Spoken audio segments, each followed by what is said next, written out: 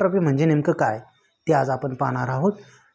Apostrophe कशाला वापरतात, कधी वापरतात, केव्हा वापरतात ते आज आपण या व्हिडिओच्या माध्यमातून पाहणार आहोत. चला तर मित्रांनो, मग पाहूया अपोस्ट्रॉफी म्हणजे नेमकं काय आणि त्याचे उपयोग आणि कशा पद्धतीने याचा वापर करायचा.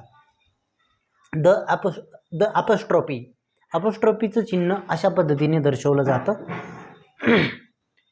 वी यूज एन अपोस्ट्रॉफी, आपण अपोस्ट्रॉफी कधी वापरतो, apostrophe to show that letter or letters have been dropped.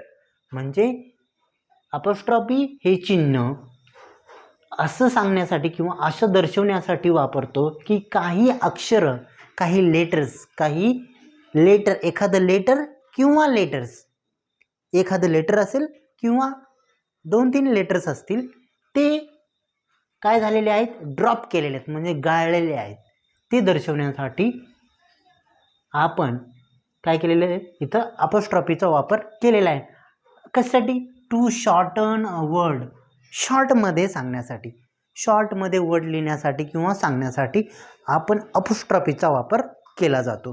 चला तर मित्रांनो, काही एक्झाम्पल्स आपण पाहूया की अपोस्ट्रॉफी कशा पद्धतीने वापरायचा. पहिला आहे is not, is not, isn't. Are you sleeping now, am I right, isn't it, आपण असं म्हणतो, इजंट इट. ती next one, did not, didn't. They have, they have. Next one, can not, I can not come to school tomorrow. त्याच्याऐवजी आपण असं पण म्हणू शकतो, I can't come tomorrow for the school, I can't. Okay. त्यानंतर has not, hasn't, hasn't. He's, he is, he's. अशा पद्धतीने त्याचा उच्चार करायचा.